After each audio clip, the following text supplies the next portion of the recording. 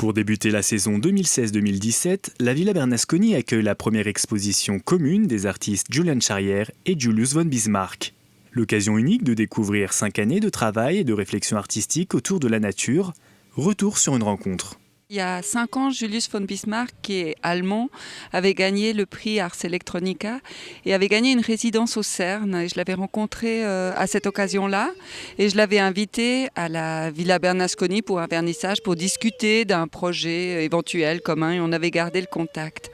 Et quelques années plus tard, il y a 2 ou 3 ans plus tard, c'est Julian Charrière que je rencontre lors d'une exposition. Il avait reçu le prix Manor et quand j'ai vu son travail, je lui ai parlé des choses communes que je voyais entre son travail et celui de Julius von Bismarck. Et là, j'apprends qu'en fait, ils partagent le même atelier. C'est arrivé lentement.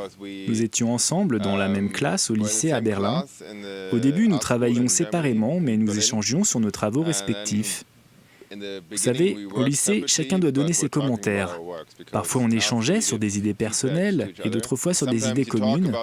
Alors on s'est dit, et si on le faisait ensemble? Et puis c'est plus drôle de travailler à deux que tout seul. Des explorations et expérimentations visuelles qui interrogent sur la place de l'être humain au sein du règne animal et végétal. Je ne pense pas que nous ayons de messages en commun, mais nous sommes tous deux préoccupés par la signification de la nature et voir comment celle-ci évolue. Nous avons des intérêts différents, mais nous partageons notre avis dans la façon dont l'être humain interagit avec ce que l'on appelle la nature. Et l'on ne montre pas seulement sa signification, on essaye aussi de le faire véhiculer par le biais de l'art.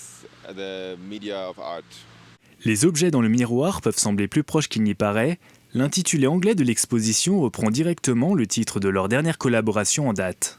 À l'occasion de cette exposition, en fait, ils ont réalisé une pièce nouvelle.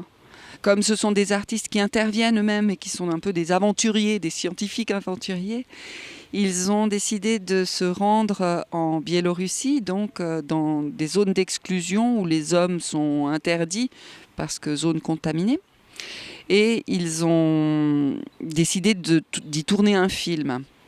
Et voilà, toute cette aventure, en fait, elle a pris forme et hier, c'est-à-dire la veille du vernissage, ils sont arrivés avec le film.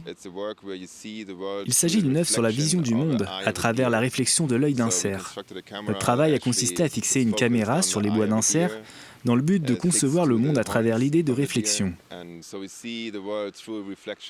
Pour les derniers retardataires, l'exposition se poursuit à la Villa Bernasconi jusqu'au 13 novembre.